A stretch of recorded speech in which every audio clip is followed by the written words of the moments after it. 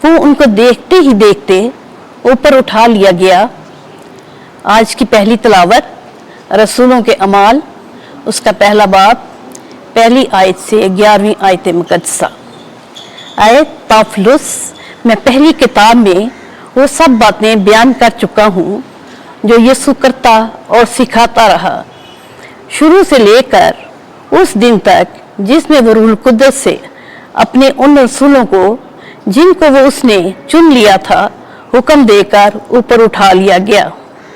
उसने बहुत सी दलीलों से उनको सबूत दिया था कि दुख सहने के बाद वो जिंदा था। चनाचे वो 40 दिन तक उन्हें दिखाई देता रहा और उनसे खुदा की बादशाही की बातें करता रहा और उनके साथ खाना खाते वक्त उन्हें हुक्म दिया कि यरूशलेम से बाहर ना जाओ, बल्कि बाप के उस वादा का इंतजार करो कि जिसका जिक्र तुम मुझसे सुन चुके हो, क्योंकि यूहन्ना ने तो पानी का बपतिस्मा दिया, मगर तुम थोड़े दिनों के बाद रूह कुद्दस का बपतिस्मा पाओगे। तब उन्होंने जो जमा हुए थे उससे पूछा कि आए खुदावन, क्या तू इस वक्त इस्राएल की बादशाही फिर बहाल किया चाहता है? उसने उनसे कहा, तुम्हारा काम नहीं कि उन वक्तों या ज़मानों को जानो जिनको बाप ने अपने ही इख्तियार से मुकर्रर किया है, लेकिन जब रूह कुद्दस तुम पर नाजिल होगा तो तुम कुव्वत पाओगे और यरूशलेम और सारे यहूदिया और सामरिया में बल्कि ज़मीन की इंतहा तक मेरे गवाह होंगे। और वो ये कहकर उनके देखते हुए ऊपर उठाया गया और बदली ने उसे उनकी नज़रों से छुपा लिया और वो उसको आसमान पर जाते हुए ताकते ही थे कि देखो, दो मर्द सफ़ेद पोशाक पहने उनके पास आ खड़े हुए और बोले, ऐ जलीली मर्दो, तुम क्यों खड़े आसमान की तरफ ताकते हो?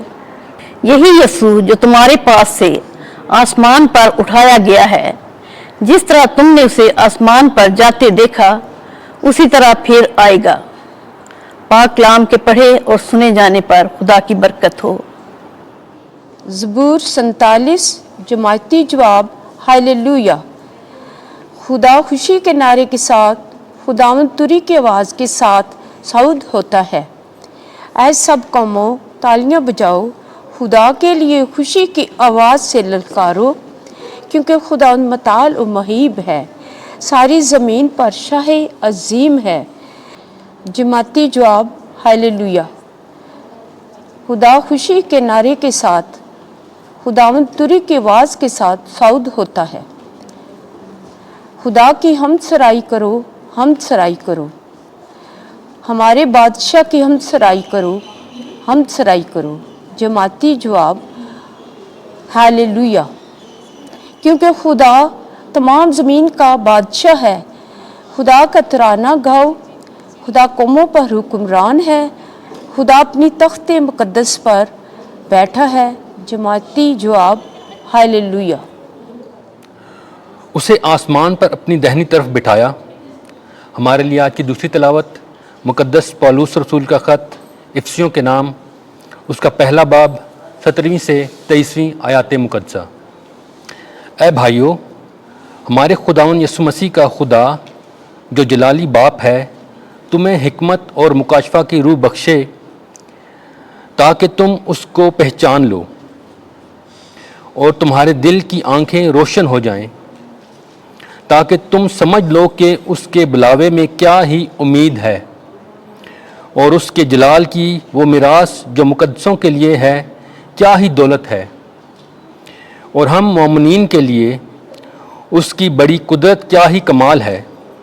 उसकी उस बड़ी कुदरत की तासीर के मुवाफ़िक जो उसने मसीह में की, जब उसे मुर्दों में से ज़िंदा किया और आसमान पर अपनी दाहिनी तरफ बिठाया, यानी हर तरह की रियासत और हुकूमत और कुव्वत और सियादत और हर एक नाम से बहुत बुलंद किया, जो ना सिर्फ इस जहान में बल्कि आइंदा जहान में भी लिया जाता है, और सब कुछ उसके कदमों के नीचे कर दिया और उसे اس کلیسیا کے لیے سب کا سر ٹھہرایا۔ یہ اس کا بدن اور بھرپوری ہے جو سب میں سب کچھ پورا کرتا ہے۔ پاک کلام کے پڑھے اور سنے جانے پر خدا کی برکت ہو۔ خداوند آپ کے ساتھ ہو۔ انجیل مقدس لوکا کے مطابق اے خداوند تیری تمجید ہو۔